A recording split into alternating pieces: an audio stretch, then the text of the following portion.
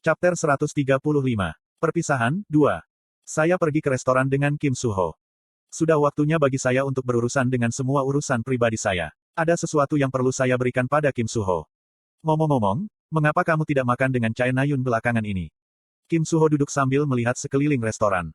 Tak ada alasan, saya punya sesuatu untuk dibicarakan dengan Anda. 1. Petik 2. Kim Suho tiba-tiba membuat wajah nakal. Ada apa dengan wajah itu? Tidak ada, saya pikir Anda terdengar seperti Chae Na-yun. Saya pasti salah. Petik 2. Abaikan. Mengabaikan komentar bodohnya, aku memesan makanan dan meletakkan kendi di atas meja. Apa ini? Kamu sudah lupa, ini adalah kendi yang kami dapatkan dari bertarung dengan ular itu. Petik 2. Jar of Greed ini datang dengan 2 kegunaan. Meskipun saya berpikir untuk menggunakan keduanya, itu akan terlalu serakah. Karena saya menggunakan satu untuk memperkuat Aether, sudah sepantasnya Kim Suho menggunakan yang kedua. Lagi pula, keserakahan yang luar biasa pasti akan melekat pada Misteltein. Aku ingat, tapi aku bilang kamu bisa memilikinya. Aku sudah menggunakannya sekali. Saya memotong Kim Suho sebelum dia bisa menolak tawaran saya. Plus, aku tidak mengatakan aku akan memberikannya kepadamu secara gratis. Saya menemukan Dungeon lain, Anda tahu. Petik 2. Penjara bawah tanah lainnya. Apakah Anda bekerja paruh waktu di Serikat Informasi atau semacamnya? Petik 2. Mata Kim Suho melebar. Aku menyeringai. Penjara bawah tanah ini tidak mungkin bagiku untuk membersihkan sendirian, tetapi jika aku tidak menjernihkannya, artefak yang ada di dalamnya pada akhirnya akan jatuh ke tangan Jin. Sebagai gantinya kamu menggunakan jar ini, mari kita bersihkan Dungeon ini. Kami akan membagi jarahan 7:3. Petik 2. Petik 2. Kamu 7. Iya. Kim Suho menatapku diam-diam, lalu menyeringai dan menarik kendi itu lebih dekat. Itu adalah perjanjian diam. Jadi bagaimana kamu menggunakan ini? Apakah Anda menilainya? Petik 2. Iya, itu disebut jar keserakahan. Kamu membawa Misteltein bersamamu, kan? Petik 2. Iya. Maka kamu hanya harus memasukkannya ke dalam selama 10 hari. Itu dia. Artefak ini menggabungkan apapun yang dimasukkan ke dalam. Saya yakin Misteltein akan menerima dorongan besar dalam kekuatan. Petik 2. Misteltein tidak diragukan lagi akan menunjukkan sinergi hebat dengan semua jenis keserakahan. Yah, selama itu tidak menerima keserakahan terkait pesona seperti Aether. Kim Suho tampak puas. Jika saya ingat dengan benar, kasih sayang Kim Suho terhadap Misteltein harus berada pada titik tertinggi sepanjang masa. Dia bahkan harus tidur dengan itu. Terima kasih. Kim Suho tiba-tiba memasang tampang minta maaf dan berbicara dengan lembut. Anda baru saja membantu saya baru-baru ini. Ini memberi dan menerima. Tidak, bahkan di Busan, itu karena kamu yang. Busan, dia pasti berbicara tentang Jin Sahyuk. Aku menggelengkan kepala. Tidak, kamu akan baik-baik saja tanpaku. Petik 2. Kamu sangat keras kepala, kamu tahu itu. Seperti kamu yang harus bicara. Kamu lebih keras kepala. Tidak, kamu. Tidak, kamu. Kim Suho dan aku sama-sama mengerutkan kening. Pertukaran pujian kami yang tiba-tiba berubah menjadi kontes menatap. Segera, kami tertawa dan saling tersenyum. Malam itu, saya pergi ke Seoul melalui portal Kyuk. Cuacanya suram dan tidak menyenangkan. Dadaku terasa sangat berat hari ini. Hei gelombang. Ketika aku hendak meninggalkan stasiun portal seperti biasa, wajah yang familiar muncul. Kim Hajin gelombang. Itu adalah Chae Na-yun. Dia mengaitkan lengannya dengan tanganku saat dia muncul. Kenapa kamu selalu terlambat? Petik 2. Malam ini, saya punya rencana makan malam dengan Chae Na-yun. Itu adalah malam aku akan mengucapkan selamat tinggal padanya. Hei. Aku menjawab tanpa emosi sedikit pun dalam suaraku. Chae Na-yun mundur sedikit, tetapi segera tersenyum cerah. Ya ampun, ada apa dengan reaksi itu? Ngomong-ngomong, kemana kita akan pergi hari ini? Petik 2. Aku memesan restoran di dekat distrik Soho. Di dekat apartemenku, ada restoran yang sering aku dan Evandel kunjungi. Oh gelombang benarkah? Iya, ikuti aku. Petik 2. Tunggu aku. Saya berjalan ke tempat parkir di dekat stasiun portal. Dengan keanggotaan VIP saya selama 1 tahun, sepeda saya diparkir di tempat terbaik. Chae Na-yun sangat gembira ketika dia melihat sepedaku. Saya mengendarai jauh lebih terampil daripada sebelumnya, terima kasih kepada keluasan, dan tiba di restoran. Saya agak gugup bahwa pelayan akan memperhatikan saya, tetapi kemungkinan karena saya selalu mengenakan kacamata hitam ketika saya datang dengan Evandel, saya tidak menerima tatapan aneh. Saling memandang ke seberang meja, Chae Na-yun mengajukan beberapa pertanyaan sementara kami menunggu makanan tiba. Namun, saya menjawab semua pertanyaannya dengan setengah hati. Petik 2. Pada akhirnya, Chae Na-yun tampaknya sudah bosan, saat dia cemberut.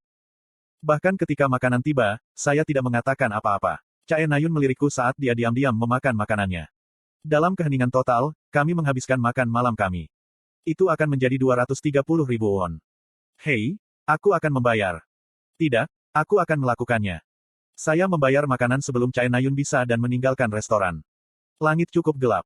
Aku berjalan di bawah langit suram ini, dan Chae Na-yun mengikuti di belakangku. Hei. Setelah beberapa menit berjalan diam, kami tiba di sebuah taman kosong. Chae Na-yun akhirnya membuka mulutnya. Saya berhenti dan berbalik. Semburat samar air mata bisa terlihat di sudut mata Chae Na-yun. Chae Na-yun memelototiku dan mengepalkan tinjunya.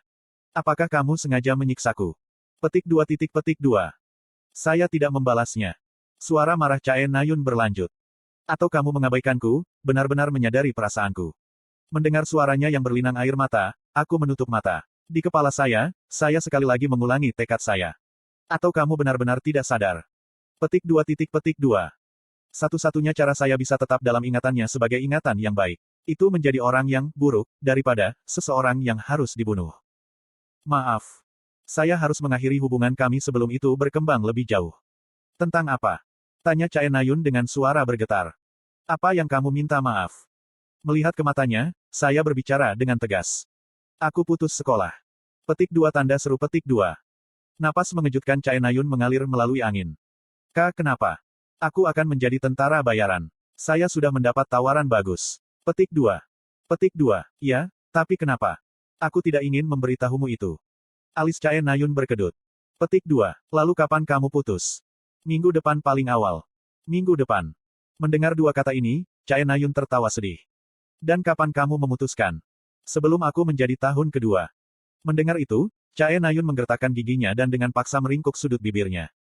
Jadi kamu sudah memutuskan itu sejak lama. Tanpa memberitahuku apa-apa. Petik 2. Mengapa saya harus? Benar. Tidak dapat berbicara dengan benar, Chae Na-yun menundukkan kepalanya dan memukul dirinya sendiri dengan tangannya. Rambutnya, yang telah tumbuh cukup panjang, bergetar dan menutupi wajahnya. Setelah hening sejenak. Baik, aku mengerti. Dia mengangkat tangannya dan menghapus air mata yang mengalir dari wajahnya. Kamu melakukan apapun yang kamu mau. Ini bisnis Anda, itu tidak ada hubungannya dengan... Sial, petik 2. Setelah mengutuk diam-diam, dia berbalik. Tak. Hanya suara langkah kakinya yang kesepian terdengar di taman kosong. Ya. Saya juga berbalik. Menghela kepahitan, aku mulai berjalan menjauh darinya. Namun, Babe. Jam tangan pintar saya tiba-tiba mulai berdengung gila. Itu bukan hanya milikku. Arloji Chae Na-yun dan bahkan arloji orang-orang yang jauh dari kami mulai berdering keras. Itu adalah alarm evakuasi darurat. Bingung, saya menyalakan jam tangan pintar saya. Ada berita bahwa Rahmat Suci Pencipta telah gagal dalam kampanye menara mereka. Karena saya tahu itu akan terjadi, saya tidak terlalu memikirkannya. Hei, Kim Ha-jin. Petik 2. Namun, Chae Na-yun tiba-tiba menabrakku. Bahkan sebelum saya bisa bereaksi, dia memeluk saya dan menutupi saya dengan tubuhnya. Seolah-olah dia berusaha melindungi saya dari sesuatu. Di saat selanjutnya, Koong. Sebuah ledakan raksasa melanda kami. Saya bahkan tidak sempat bingung. Setelah kilatan cahaya yang cepat, gelombang kejut besar menekan tubuhku. Kemudian, kesadaran saya memudar. Yoyonha saat ini berada di kamar asramanya, yang lebih kecil dari tahun lalu berkat peringkatnya yang turun. Melihat laporan yang tiba, Yoyonha menghela nafas. Kami melihat ke setiap penjahat yang dikenal di dunia, tapi tidak ada yang punya tato seperti itu. Anggota terbaru kami, Kim Ho-sup, banyak membantu dalam penyelidikan ini. Investigasi lengkap hanya membutuhkan 3 minggu untuk menyelesaikan. Seperti yang Yoyonha harapkan akan memakan waktu setidaknya 3 bulan, dia benar-benar terkejut. Perekrutan baru yang kami rekrut terakhir kali pasti sangat berguna. Yoyonha membalas balasan positif berbicara tentang bonus untuk kerja keras rekrutmen baru. Kemudian, dia kembali melihat tato. Tato yang tampak umum yang tidak biasa. Meskipun warna tato yang dalam membuatnya terlihat aneh, itu juga membuatnya terlihat lebih alami. Dari mana tato seperti ini berasal? Sementara Yoyonha bergumam dengan rasa ingin tahu, pesan lain datang. Kali ini, itu jauh lebih mengejutkan daripada berita sebelumnya. Guru, Rahmat Suci Pencipta telah gagal dalam kampanye menara keajaibannya. Apa? Bip. Pada saat yang sama, arlojinya mengeluarkan bunyi alarm yang keras. Kiak. Terkejut oleh alarm evakuasi darurat, Yoyonha melompat dari kursinya. Apa itu? Namun, dia segera tenang dan menjawab pesan yang diterimanya. Apakah kamu positif? Iya nih. Kegagalan Rahmat Suci Pencipta menyebabkan kekuatan sihir Tower of Miracle meninggalkan menara, menciptakan ledakan kekuatan sihir di sekitar area. Petik 2. Yo Yonha membuat wajah aneh di wahyu ini. Kegagalan menaklukkan tower sering menyebabkan kekuatan sihirnya berbenturan dengan kekuatan sihir dunia luar, menyebabkan ledakan besar. Ini berarti satu dari dua kemungkinan. Entah sifat menara itu seperti itu, atau guild yang gagal menaklukkannya adalah ceroboh. Tower of Miracle terletak di Gunung Umion di Gangnam. Jika ledakan disebabkan oleh kecerobohan guild penakluk, itu akan menjadi akhir dari rahmat suci pencipta. Sudut-sudut mulut Yo Yonha meringkuk tanpa sadar. Namun, sekarang bukan saatnya untuk merayakan. Yo Yonha dengan cepat memasang wajah serius dan menghubungi Essence of the Stride. Segera sebarkan anggota guild ke daerah di sekitar Menara Mukjizat. Ya, sebanyak mungkin. Tujuan utama kami adalah melindungi dan menyelamatkan warga sipil. Petik 2. Kejatuhan pesaing adalah peluang untuk pertumbuhan. Yo Yonha berencana memanfaatkan situasi ini sepenuhnya. Wah. Setelah menghabiskan sekitar 10 menit terkubur di kursinya yang nyaman. Tiriri. Smartwatch-nya berbunyi sekali lagi. Dia mengangkat telepon tanpa banyak berpikir. Ya, halo. Namun, isi dari panggilan itu adalah sesuatu yang tidak bisa ia anggap enteng. Yo Yonha dengan cepat berlari ke rumah sakit Pesangon Gangnam, di mana Chae Na-yun dan Kim Ha-jin dirawat di rumah sakit. Mungkin karena lambatnya arus informasi, Kim Suho dan Shin Jong-hak belum terlihat. Namun, rumah sakit itu masih dalam keadaan kacau. Pasien dibawa masuk setiap menit, dan sebagian besar terluka parah. Yo Yonha-si, sebelah sini. Kepala residen rumah sakit dengan cepat datang untuk menyambutnya. Di mana dua pasien yang kamu bicarakan? Tidak ada yang terluka parah, jadi kamu tidak perlu terlalu khawatir. Mereka saat ini tinggal di kamar VIP. Petik 2. Yo Yonha menghela nafas lega. Pada saat yang sama, dia tidak bisa tidak bertanya-tanya, mengapa hal-hal ini selalu terjadi pada mereka. Bagaimana dengan warga sipil lainnya? Kami belum memahami kerusakan total, tetapi dengan Gangnam menjadi distrik yang kaya, beberapa penghalang mana membantu mengurangi dampak ledakan. Kerusakan harus dalam tingkat yang dapat diterima. Petik 2. Lalu bisakah kamu membawaku ke kamar teman-temanku? Ya, ikuti aku. Yo Yonha mengikuti kontaknya. Dia pertama kali mengunjungi Chae Na-yun. Itu di sini. Terima kasih. VIP, Chae Na-yun. Papan nama menunjukkan bahwa hanya satu orang di dalam ruangan. Yo Yonha membuka pintu dan masuk. Chae Na-yun masih tidak sadarkan diri. Yang mengejutkan Yo Yonha adalah rambutnya jauh lebih pendek dari sebelumnya. Rambutnya, bisa dibilang jalan pintas. Rambutnya dibakar melindungi orang lain, jadi kami tidak punya pilihan selain memotongnya. Yo Yonha segera tahu bahwa Chae Na-yun melindungi Kim Ha-jin.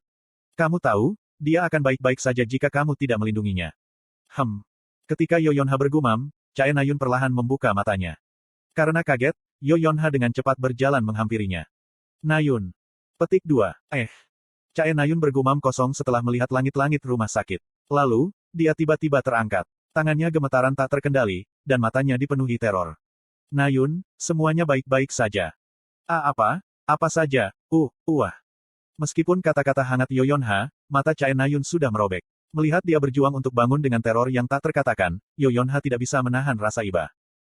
Na-yun, tenang dulu untuk sekarang. Ha-jin, apa yang terjadi, Ha-jin? Pasien Kim Ha-jin baik-baik saja. Dia tidur di sebelah. Dia dalam kondisi yang jauh lebih baik daripada Anda. Petik 2. Sangat. Ya, sungguh.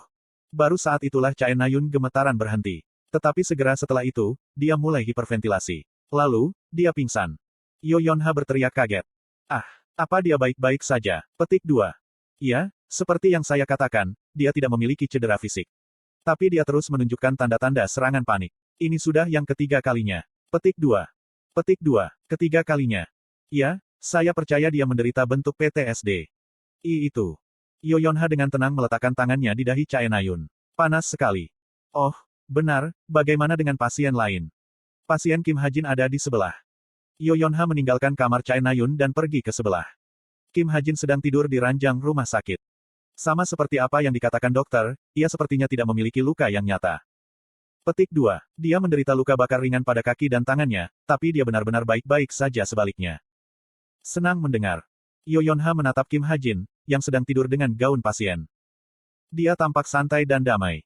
Seolah-olah dia tertidur, bukannya pingsan. Melihatnya tidur seperti anak kecil, Yo Yonha tersenyum. Dia juga punya keinginan untuk menyodok pipinya yang bengkak. Tetapi pada saat itu, melalui kebetulan murni, sesuatu menarik perhatiannya. Di bawah lengan kanannya, garis hitam mengintip dari lengan atasnya. Itu adalah sosok yang anehnya akrab dan tidak menyenangkan. Tiba-tiba, sebuah gambar di kepala Yo Yonha tumpang tindih dengan garis di depannya. Apa ini? Bergumam pelan, Yo Yonha mengulurkan tangan. Tetapi ketika jari-jarinya hendak menyentuh lengan bajunya, nalurinya meraung. Untuk berhenti, mundur, tidak maju lebih jauh. Ini. Namun, tangannya masih bergerak dan menarik lengan baju Kim Hajin. Penyesalan hanya datang kemudian. Setengah dari tato itu masih ditutupi oleh lengan bajunya. Namun, Yo Yonha tidak perlu melihat semuanya. Setengah dari salib dan setengah dari bulan sabit. Itu persis seperti gambar tato yang dilihatnya. Sambil bergumam pelan, dia melepaskan, dan lengan baju jatuh ke bawah, menutupi lengannya. Ini. Hampir seolah-olah dia kehilangan pidatonya, dia tidak dapat menemukan kata-kata untuk diucapkan. Dia tidak bisa berpikir. Dia hanya tahu bahwa kepalanya sakit. Jalur pemikirannya sepertinya terputus, seperti berusaha melindunginya dari tekanan yang tidak bisa dia tangani. Otaknya sepertinya sudah berhenti berfungsi. Akibatnya, satu-satunya hal yang bisa dia lakukan adalah bernafas. Yo Yonha mengangkat tangannya dengan linglung dan mengepalkan kepalanya, yang sepertinya terbakar. Rambutnya kusut karena keringat dingin. Tapi daripada hal-hal sepele ini. Itu sakit. Oh, kepalanya sakit, seperti akan meledak. Hanya itu yang dia rasakan.